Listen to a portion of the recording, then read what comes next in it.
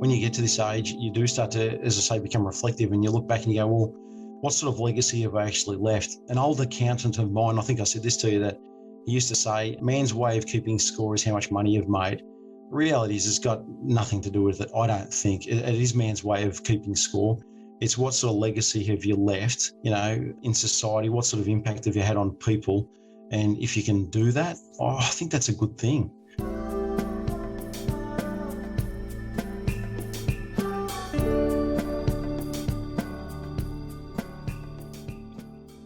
It's interesting how an adverse situation can set you on a new path in life. And sometimes upon reflection, it seems that that new path was the right one for you all along. This is what happened to my guest, David Harrison, CEO of the Essential Group. Originally trained as an airline pilot, then a salesman, and now family business owner and mentor, his journey and reflections are both interesting and insightful. Here is episode 17 of It's Never About Money. Enjoy.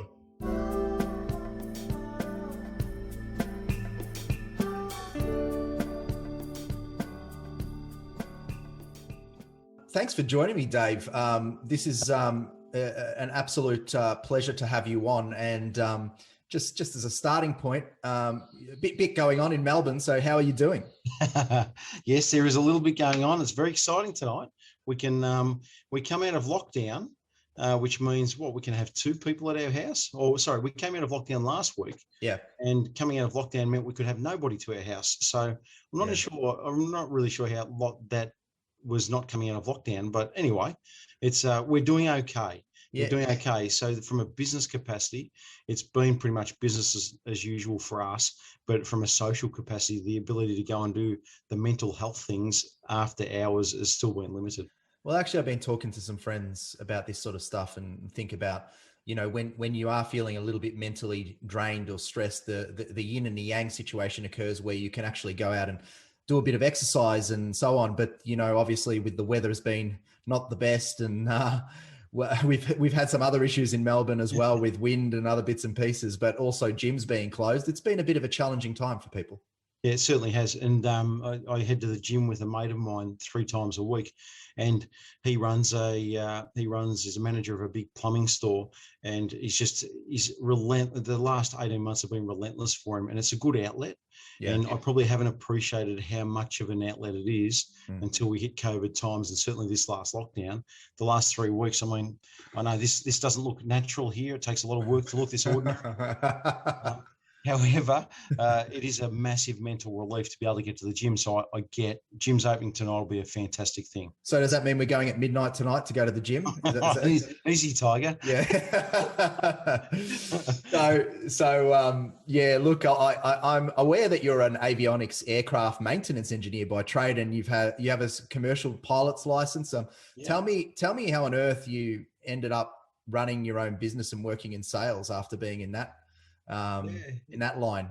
It's been a little while since I've been in the aviation field, because I did my apprenticeship as a kid.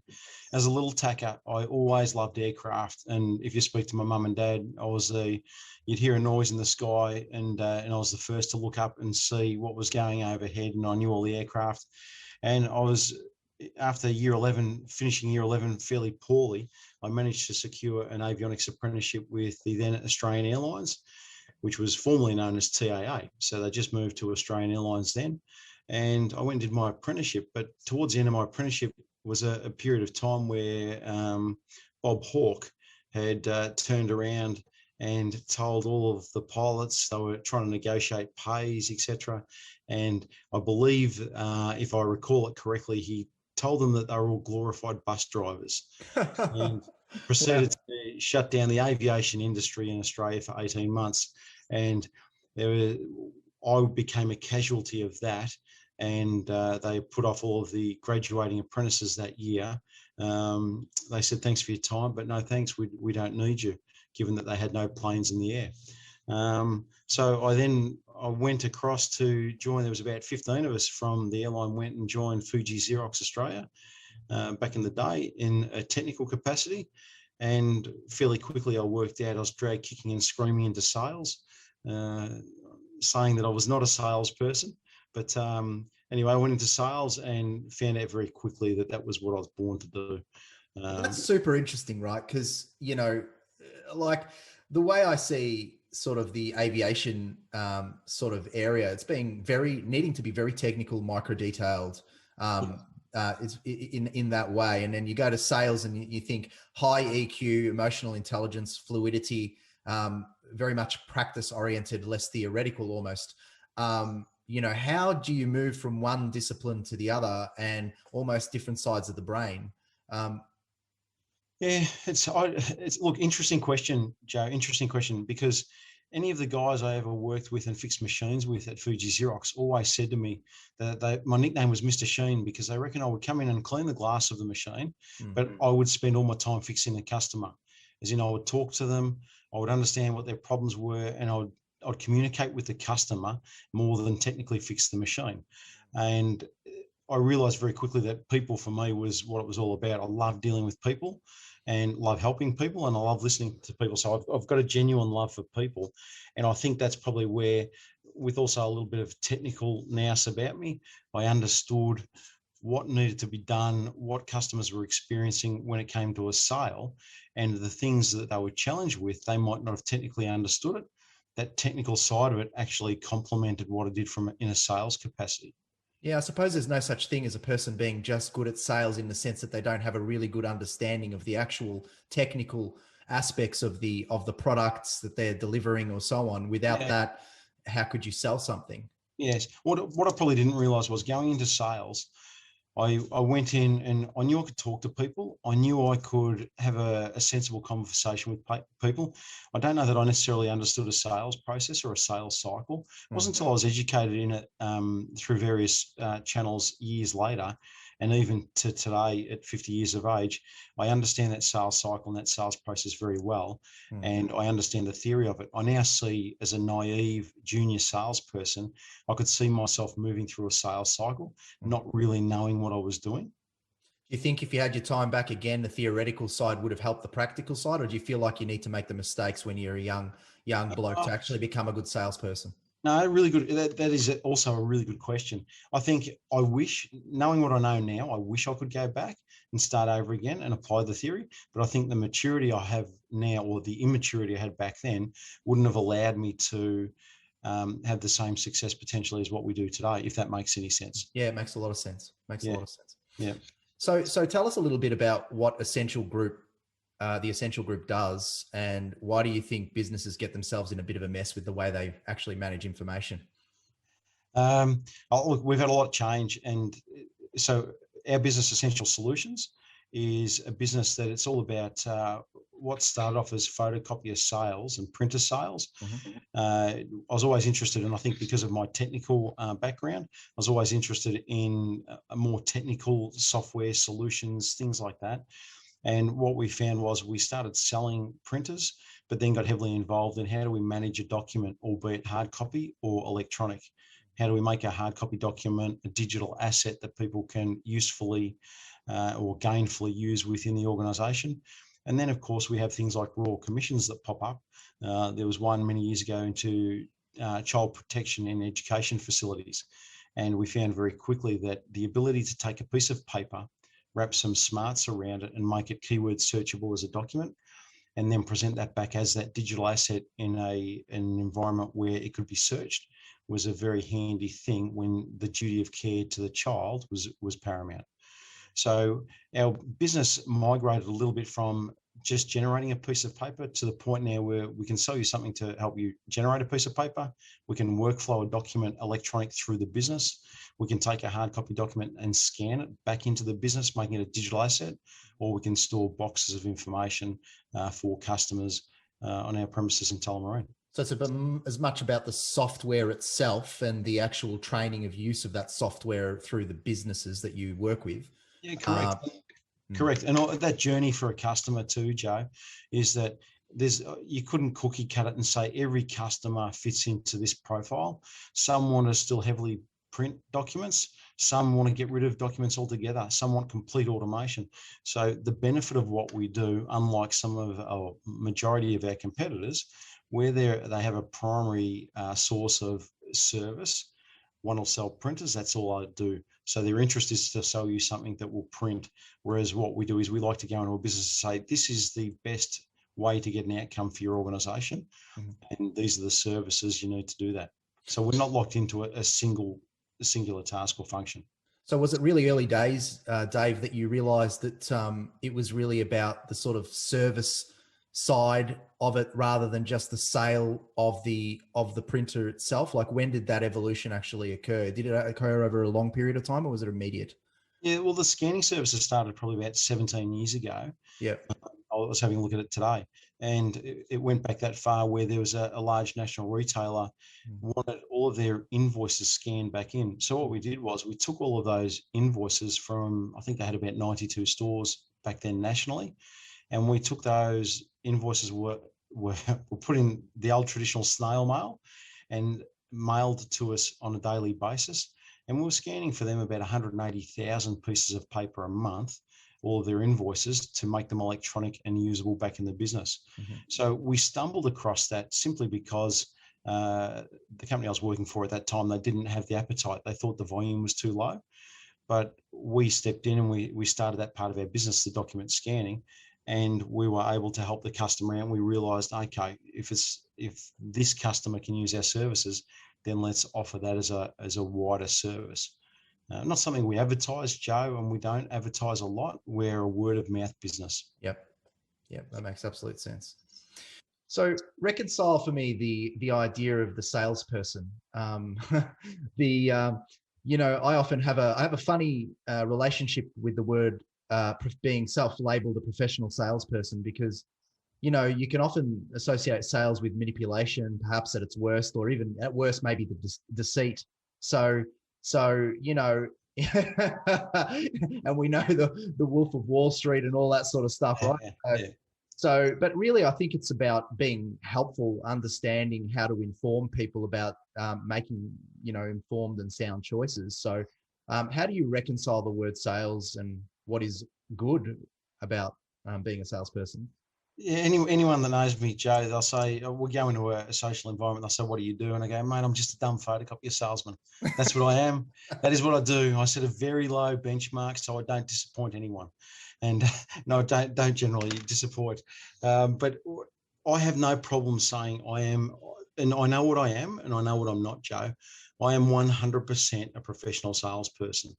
My job is to help organizations I help them identify gaps in their business where they get genuine value for the products that we sell. So anyone can go in and sell something for the sake of selling it.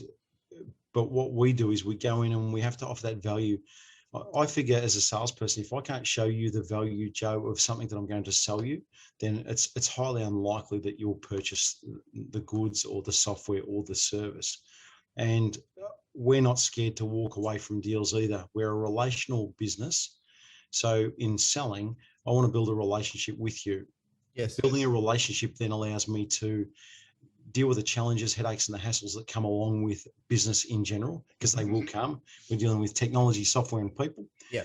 One thing I can guarantee in life is that we will have a challenge somewhere. If I have a relationship with you, it's super easy to deal with that, and it makes it much more manageable. Whereas we do get people come in and they just want to buy on price. We're not a good fit for them. Mm-hmm. I was just saying, Dave, around, you're obviously very comfortable with saying, I'm a professional salesperson. So what are the positive aspects, and how are you helping people, and how are you helping businesses by being a good salesperson? Well, again, it comes back to that value, I think, Joe, that if I do my job properly, yes, I'm a salesperson. I've got two prices that I have to be mindful of, and that is what I buy the product for and the maximum amount that I'm allowed to sell a product for. That maximum amount is to protect the integrity generally of the brand of software or piece of hardware. My job is to show and demonstrate enough value in the product that we can then charge what we need to charge to make money as a business ourselves as well. So how do I rationalize comfortably sitting there saying I am a genuine 100% salesperson? Again, no good hiding it, Joe. I know what I am, and I'm a sales professional. And the products I sell, I believe in. The people that I help, when I sell a product, I said to a guy only a few days ago, we've sold them. It's about in total over 4 years, about a $400,000 piece of software. And I got a little bit excited after he'd signed the contract. And he goes, "You meant to get excited on the other side, Dave, when before we sign." And I said, "I know, but I don't like to do that. But once you've got this piece of software in working and functioning in the next 4 to 6 weeks, it is just going to change your business dramatically. Yeah. It's going to help you with regards to how you rationalize documents, move them around, and capture, protect, and remove errors in your business." And so how do I comfortably acknowledge that I'm a salesperson? I can go in and do that and get excited because the products we offer will offer genuine value in the business. And I know, unless I screw something up massively, which we do, that it will offer genuine value to the business and their people and what they're trying to achieve if I've listened properly. You nailed it. I think that's the idea, right? So I think if you are just really, really convinced around how the product can help people, then you being an advocate for it is easy and is authentic. So makes a lot of sense. You know, COVID-19 obviously has been impacting businesses quite significantly. You must have your finger on the pulse and what's happening out there. So I was just wondering, you know, are business owners really adapting to the challenges that they're being faced with at the moment? I imagine your business would be busy as a result of what's going on at the moment. Yes, what we did early days, Joe, and 18 months ago when COVID first hit, we took the approach of not selling to people. Again, we had the luxurious position to be able to survive. And whether you like or dislike governments, what the government have done, in my personal opinion, is they've done everything they can to try and keep economies running and alive and people in gainfully employed, which is, I think, a good thing. Mm-hmm. But what we did was we decided we wanted to communicate with our customers and just make sure they were okay from a mental health space. And also we didn't know how long this thing was going to go on for. So we did that for the first 3 months. And the impact we saw with customers, it was very encouraging. They just wanted an ear, someone to listen to them, someone to talk to, someone to be able to spit a little bit of venom on and move forward. But fortunately, and we're very blessed that there was only one of our customers out of the hundreds we have that we lost and shut up shop, but they probably would have shut up anyway pre-COVID. COVID just happened to be at the time where they were closing anyway. So we're seeing a lot of customers do some crazy and outrageous things to survive. And it just goes to show human nature and the human spirit to survive is amazing. It's something I've never seen before in my 50 years of life. And I've really enjoyed watching it. And again, you've got to be very careful who you say that to, because it has been tough times. Yep. But I've enjoyed the human element and watching humans adapt in really different ways to make ends meet and to be able to feed families. I can imagine there'd be a sense of satisfaction, Dave, with some of the technology and solutions that you've provided to businesses and have helped them actually through this time, because I imagine a large part of what you do around the document management solutions would really be very impactful to those businesses that need to be fragmented, I suppose, given work at home and all the rest of it. Yeah, we had recently we had one of our schools. We do a lot of private school work and in education. And one of those, we landed a new customer about 8-9 weeks ago, and their admission files needed to be scanned back in. This lockdown, if they had not had those admission files electronically, then 3 of their support staff would have been stood down for the period of the lockdown. I just did a check-in phone call yesterday and asked, how are the files? And I hadn't even thought of that. And I said, just how are your files? Is everything what you expected it to be? And the response was, we could keep all of our back of end staff working during this lockdown, fully paid, simply because they could access the files they needed to keep doing their job. So it is very, that was a long-winded yes, very encouraging. I love long-winded yeses when it comes to these things. That was good. That's awesome. And it must fill you with a sense of pride. So yeah, absolutely. But it's certainly, I mean, my youngest son, who's 20, he got his dream job. He came out of year 12. He fortunately finished it just before COVID. Yep. But his dream job was, because he's been, again, very, very blessed to have traveled a fair bit of the world. And his dream job was to go and sell holidays, etc. So he joined Flight Centre. Oh, cool. And which was great. But within 3 months of securing his traineeship, of course, he was stood down. And to watch him and what he's done as an individual and as a young man and character, which all of my kids have done during this time, is that, what people have had to do to survive has been amazing. with being online, being able to work from home, not going out.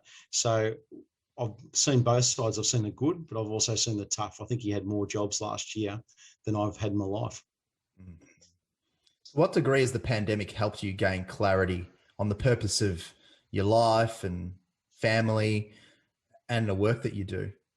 Yeah, you probably had a bit of this time to reflect as well, Joe, as a lot of people a lot of time. Yeah.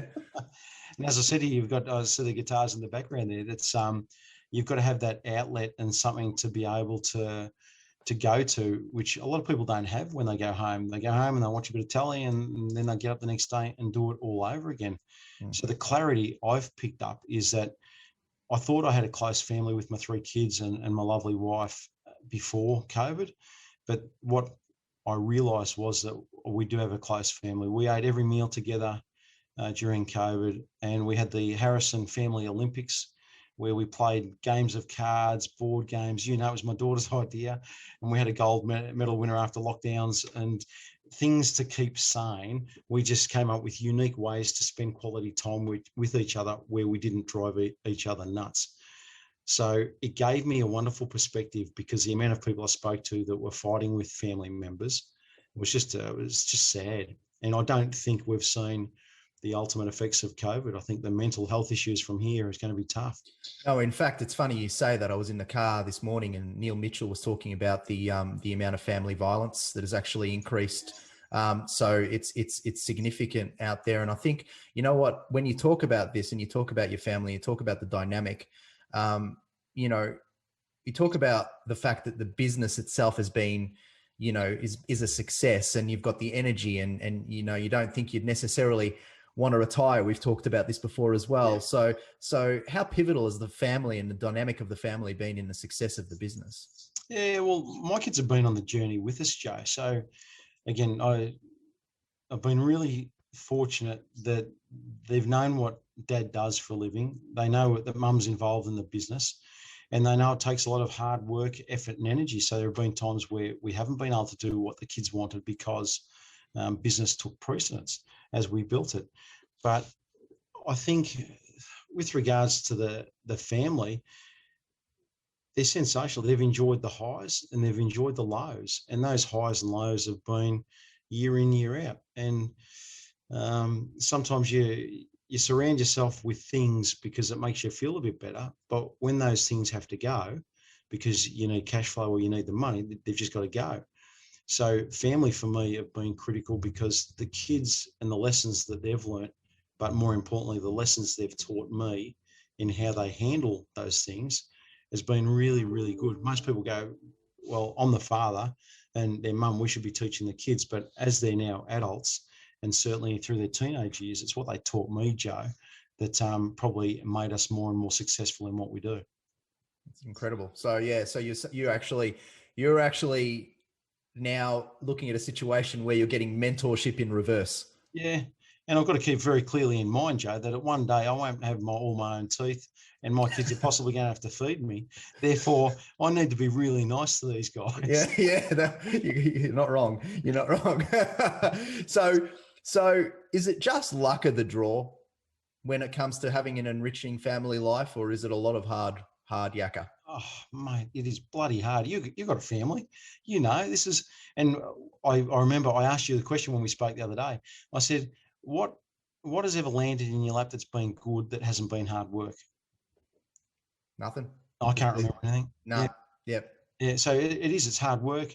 My eldest, I remember sitting with her when she was a young teenager, and we were getting on each other's nerves. And I remember sitting with her very intentionally, and I said to her, "Sweetie, I'm going to drive you absolutely nuts during your teenage years, because I know what my personality is like. I'm a stirrer, I love a joke, and I'm highly sarcastic. And if we don't nip this in the bud," so we worked out how to manage each other's relationship. And if you spoke to any of my 3 kids, they'll say, what is the most common statement Dad makes around family is manage your relationships.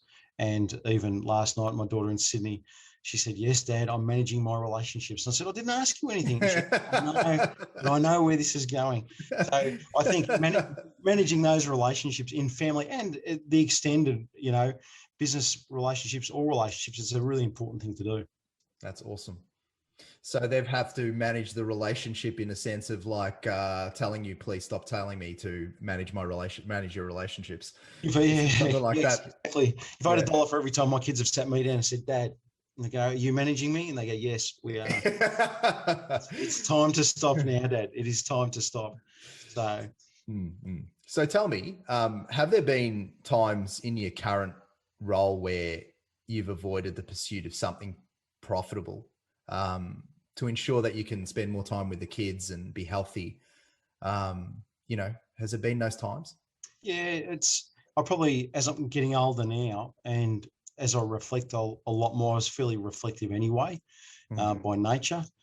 But the more I reflect nowadays is if I have an opportunity to hang out with one of my 3 kids, I'll do it at any cost. And if that means I'm going to lose a deal just to hang out with one of the kids, that is one of the best sacrifices I can ever make. And I've got a mate who taught me many, many years ago. He said, if the kids ever ask you anything and as they get older, the answer is yes. Sorry, what was the question? And mate, I've been to Ed Sheeran with my kids. I've been to concerts with my kids. Let me tell you that I wouldn't even go to Mariah Carey with my wife years ago. But if the kids asked me to see Mariah Carey live with them, I would very reluctantly say yes, but they wouldn't see the reluctance. I'll just go, yep, I'm in. So they drag me to all these boutique band concerts and all that sort of stuff. And you know what? The time I spend with them, Joe, is stuff that you just can't orchestrate that time together. Yeah. They sit and laugh at Dad the old fart, by the way. You're really picking on Mariah Carey there. You're not a big fan, eh? You're not a big fan. No, look, I'm not going to be buying concert tickets myself. Dave, what do you reckon about when it comes to success? People have this kind of, I suppose, when they're looking in at another person and the perception of whether they're successful or not, they have this kind of superficial view of it. Do you think there's a gap between the impression people have and the actual reality of what's going on at the coalface of a business? Yeah, absolutely. I mean, let's face it. We live in a world of impressions, right? You jump online now, Joe. I'm sure before we met, I'm sure you jumped online and checked me out on LinkedIn and saw if I was on social media. I certainly did that with you as I'd listened to some of your podcasts. And we live in this wonderful world of impressions where I can show the market, the world, society that I'm just an awesome top bloke. The reality is character comes to the surface over time. And when you genuinely spend time with someone, you're going to find out what that character is, whether they are nice people or not nice people. I mean, there's a lot of poor people. There's a lot of rich people out there that are just not nice people. But there's a lot of crackers out there too. There's a lot of really good people out there in the world. It doesn't matter how much money you make. So I think when it comes to, it's an interesting question. I think that social media these days, there's nothing social about it. I've got very distinct views on it, Joe. So I'm just tempering some of my statements. No, please. I mean, people are interested in your honest views, and don't temper it on my behalf because I have my own views about social media, and I kind of agree. If you want to know someone, go and talk to them. Yeah. Spend bloody time with them. Sit down, have a cup of coffee with them. And again, that's why I think I do okay in what I do, is because I don't do Zooms, I don't do Teams, I don't do that sort of stuff. It's and even this catch up, Joe, you would have worked out that I tried to do this face to face. Yes, you did. Yeah, yes, you did. Because it's different. It's a different forum. Yeah. So what do I think of socials in this environment? It's critical for me as a sales bloke to be able to use social mediums to solicit business, to get introductions. Whereas 20 years ago, I used to have to go to the yellow pages, knock on doors, get org structures sent to me in the mail. Whereas now I can find out an org structure, who fits in where, when, how, and why within 30 seconds, which is fantastic from a sales point of view. As far as building my social credibility with my friends and my mates, it is hopeless. Yeah. I've seen people that have been divorced a week after they'd posted social media posts to say, look at how good we are. Look at what we do. And I think the risk is people will look at Joe Stefan, Dave Harrison, and on social media, whilst we might look ordinary, we face the same challenges, we might look good. We face the same challenges what everyone else does. The kids fight. I fight with my wife. Things are challenging. Money's tight from times. Money's good other times. So I think it has this wonderful way of showing people things that are not real.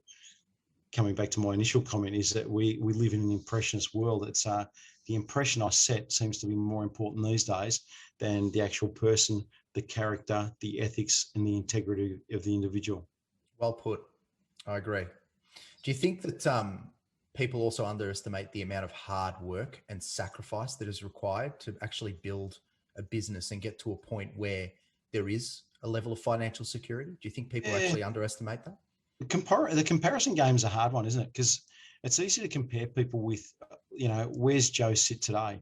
It's great. Joe's got 2 guitars sitting in the background. They look like nice guitars, but that's what happens is people look at that, but they don't look at what was the journey for Joe to get to that point. Yeah, you said to me, you started learning the guitar 6 years ago, right? You didn't pick up the guitar one day and just go, look at me. It took a journey from the start, from the first time you plucked it, and you probably thought when the first chord you didn't play, because I'm tipping you wouldn't have nailed it, is that it takes time on that journey. People want to look at the end result. They don't want to look at the hard work, effort, and energy that goes into the journey. And I think that's part of the problem with social media is they're looking at the outcome rather than managing what they're inputting into their own world, their life, their business, their family to get the right output. Well, I often realize that when people have an idea in business and they're straight away going to the business card. And I think to myself, before you've got a business card, you actually want to build the idea and a map of what the business is all about first. So, so it's an interesting one. And it is, and I'm saying this because it is a complete lifestyle change to own a business. It as a business owner, it's a complete, you're taking your work with you home sometimes, even if that means mentally. I was going to say, mate, not sometimes. I think you'll find most business owners will tell you if not, I take it home nearly every single day. Yeah. Before I go for my walk and that, I try and turn off, but I can't. It makes it really, really hard. And I think if I was to give you the best analogy I've got is that when I was learning to fly, my first navigation exercise that I did solo, so you get a restricted license first up, and then I was going for my unrestricted license, which I had to demonstrate I could navigate solo. So I go out and I'm going on my first solo exercise and I take off. I could take off and land. That was all no problems at all. But my mental arithmetic was not flash. And back then I didn't have GPSs. We didn't have things like that. I had to do all crosswind calculations. It was all mental using maps, locations, etc. So there was this thing that we had to do was called a 1 in 20 to work out whether or not we were on track or off track. Now I couldn't do them. So my instructor got into my head that I needed to do it. So I did 3 or 4 of these within a number of, half an hour. Before I know it, I was lost. I had no idea where I was. I had absolutely no idea where I was.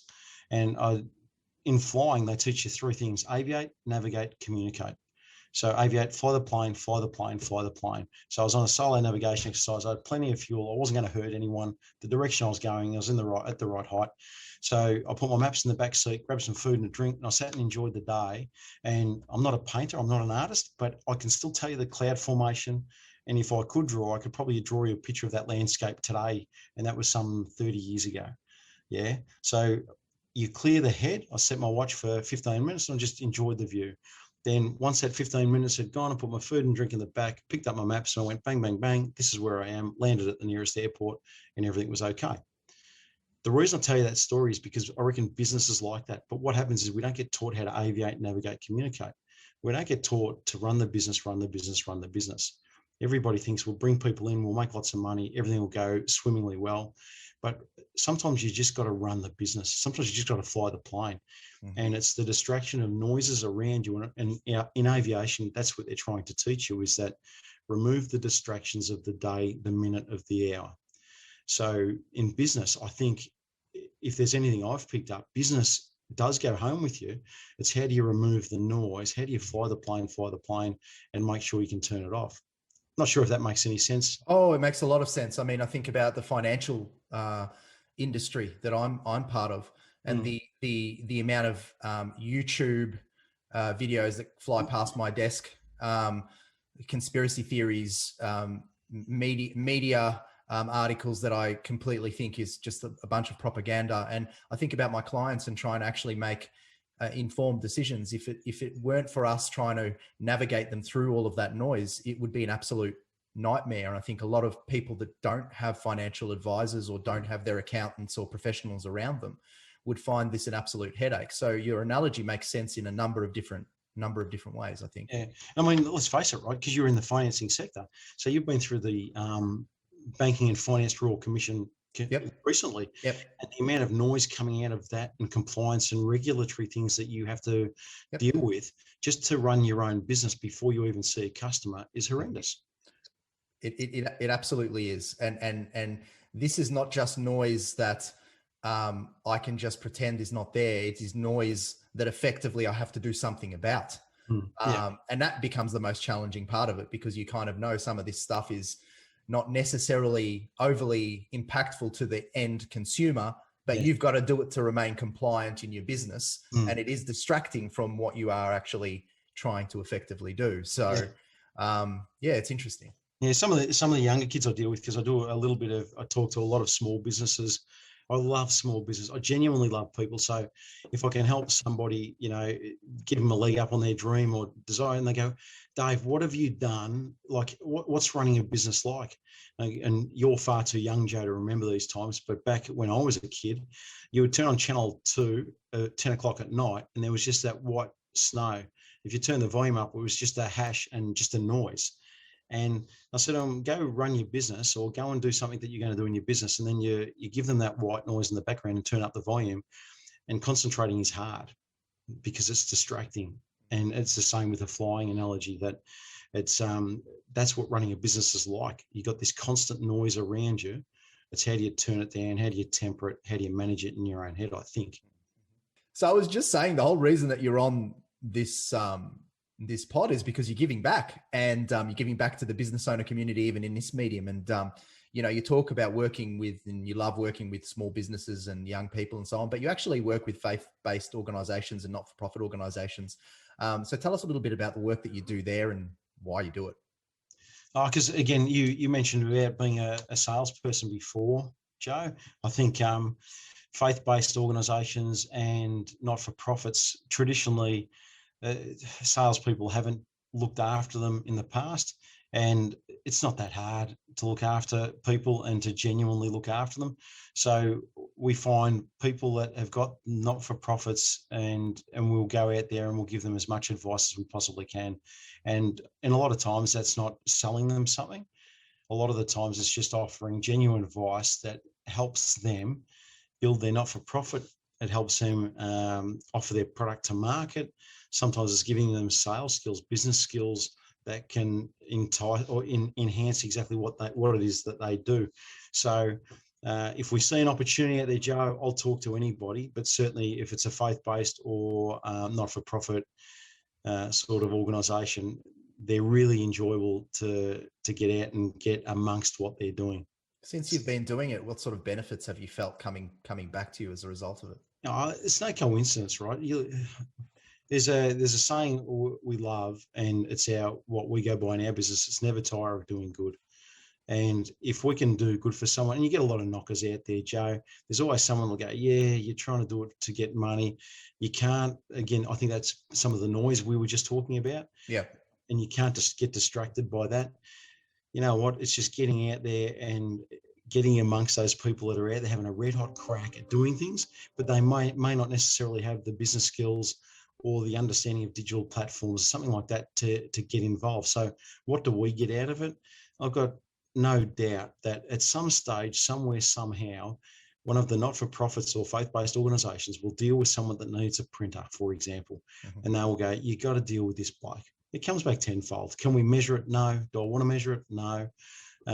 But do we want to keep on doing good things with other people? Absolutely, we do. Yeah, I imagine it gives you a fairly significant amount of the feeling, like you talked about. I asked you previously, outside of this recording, I actually asked you whether you'd ever want to retire. You kind of gave me a kind of resounding no. I felt that sort of longevity comes as a result of being happy about what you're doing now and feeling like you are contributing. So yeah, absolutely. And I think too, when you get to this age, you do start to, as I say, become reflective, and you look back and you go, well, what sort of legacy have I actually left? Is it because an old accountant of mine, I think I said this to you, that he used to say, man's way of keeping score is how much money you've made. The reality is it's got nothing to do with it. I don't think it is man's way of keeping score. It's what sort of legacy have you left in society? What sort of impact have you had on people? And if you can do that, I think that's a good thing.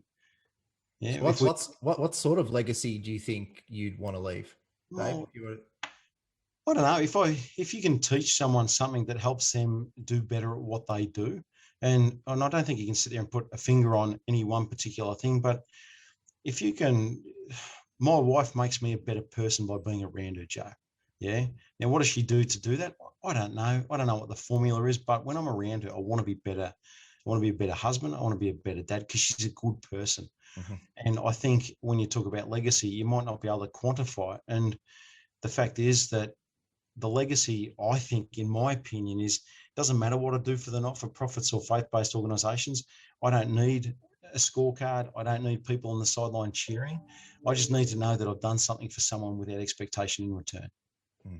Yeah. And if that means that somebody then passes that on to someone else, then that's a good thing. Yeah, absolutely. Yeah. Well, rounding it up, what keeps you up at night and what's still to do? What keeps me up at night? As little as possible, because that's good. That's good. Although the reason it's as little as possible, because again, I've worked out ways to make sure I sleep, because I don't generally get a lot of sleep. But I'll walk before, I'll go for an 8 to 10K walk most days. That tires me out. So then I sleep reasonably well over night time. But what keeps me awake is that my kids are safe. Yeah, knowing that my family, my wife, my kids, my extended family, my parents, my wife's father, that everyone's well, safe and secure. And that then just rolls back to you need the income to then be able to look after people.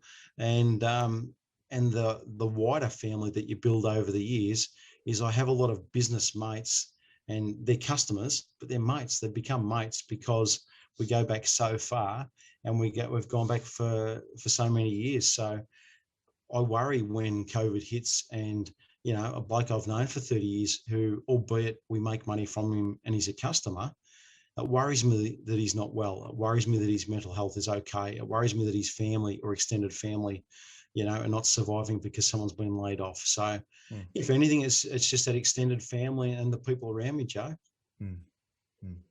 I know you do these podcasts and I know you've got me on to interview me. What keeps you awake? That's a really good question. At the moment, I mean, if I'm being honest, at 3 a.m. in the morning this morning, I just woke up with an intense sort of feeling of what's going on in the state of the world, just with all the the flooding and the electricity outages and the winds and all of the stuff that's been happening in Melbourne. It's been on my mind quite a bit, and just everyone's well-being and welfare is the thing that usually keeps me up at night. Obviously, I'm very grateful for the way where my family is at, and we're all very well, and everything's okay. And I'm also often very concerned, being in the financial game and managing people's, money and their capital. It's a huge responsibility, and I don't take it lightly. And so my worry is around how other people are feeling about their money, not so much how I feel about their money, because I know they're well looked after, but it's always about the empathy that I have for my clients around being able to deal with a March 2020 when the market actually sailed south, and being able to manage that process. And that's usually the stuff that keeps me thinking. Yeah. And what do you do in that case to try and minimize that? Because let's face it, you need your sleep at night to function for those customers really, really well. Yeah. What do you do to try and mitigate that?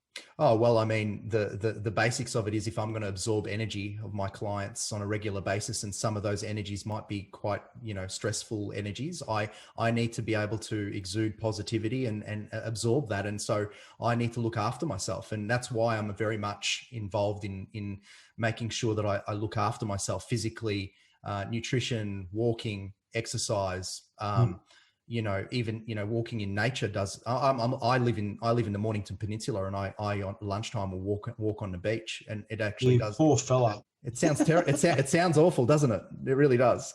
It does. But those are the types of things. I'm well aware of my responsibilities, and because of those responsibilities, it means I need to up my game around how I am. And it's interesting because I'm probably a bit like you. I'm very self-aware of what I need to do to try and manage that.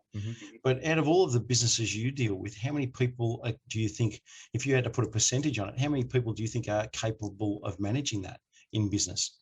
Managing their own expectation, and how do they manage that? How do I get my sleep? How do I compartmentalize it to make sure that then I can get the sleep that I need to get? Well, I mean, my general reason for putting up this pod is because I think, generally speaking, business owners have a tough time of being able to actually worry about the business, but then also worry about themselves physically and all the rest of it. And I think a lot of very tired business owners, they've put their health interests aside for the benefit of, or the perceived benefit of, their business. But I think that does catch up with you longer term. So I would say there's a significant amount of people out there that are probably realizing, as a result of this pandemic as well, that there's more to life than just a grinding, brutal pedaling the wheel, with no reprieve. So, yeah. Yeah, no, that's really, really good. Really good. And sorry, I don't mean to ask you questions. But I love it. I never get asked questions on my own pod, but this is great. I've been wanting to ask you questions all the way through this. That's awesome. I've behaved myself until now. It's great. And the last podcast you did, I listened to, and this is how you and I met, was you'd interviewed Mark and M. Yes. Yeah, and anyone that hasn't listened to that podcast probably wants to listen to it. It's a really, really good interview. And having known Mark and M, they're a really good example of, I met them, Joe, in their very, very early stages when Mark had his gym, and my wife had come home and she said, "You got to meet this young fella. He's a ripper young fella, and he just needs a bit of a hand." So I went down and trained with him, and Mark, in Mark's typical fashion, said to me, "I'll train you for free if you can give me some help with business." I can afford to pay you, mate. It's a barter system. I love it. I said, "Mate, I can afford to pay you, so I'm going to pay you. But for every hour we train, we sit down for an hour and we go over some business stuff." Fantastic. And Mark and Em are just two of the nicest people you will ever come across. Great. You talk about energy. Great energy. Great people. Resilience. Just the archetypal good business owner couple who've got it right. They're amazing. So I'm glad you listened to it. But I actually wanted to ask you a question I ask everyone, and I'm interested to know with you what your spirit animal would be and why. Mate, spirit animal. Do I look like a spirit animal sort of guy? Well, I don't know that I don't know if you can say that anyone looks like a spirit animal, right? But it's a question that I ask everyone, so you're not going to get out of it that easily. A spirit animal. I don't know. What's the cheekiest animal you can come across? Because that's... one of those little monkeys, one of those. I was going to head down the monkey path, but thank you for putting words in it. If I had to be any spirit animal, it would be, mate, I love a laugh, and I am cheeky by nature. And so if it was anything, it probably would be a monkey, not the one with the big pink red bum. Not the baboon. Although there's plenty of people out there to tell you that would be my spirit animal, but that's probably for another podcast. Well, Dave, this has been a treat. Enjoyed it thoroughly. You're a credit to yourself. I enjoyed it, and thank you for coming on and giving back to the business owner community. It's been great. Yeah, and if I can ever help out, Joe, and if you do have people that reach out to you, I will talk to anyone anyhow over a cup of coffee if it will encourage them in their business and what they do. And just a final thought from myself is, you want to get interviewed on your podcast one day, Joe, because you have a lot to offer and to add as well. And you say that not many people have asked you questions, but you should do that. It would be a really good podcast. Thank you. Appreciate it. I hope that this one was enjoyable to listen to and there were some moments of value. If you have resonated in any way with the sentiments of this podcast, we would be delighted to direct you to our website, www.itsneveraboutmoney.com.au, for more free resources and education aimed at improving your capacity to make sound financial decisions for the benefit of your family. We wish you every success, however you define it.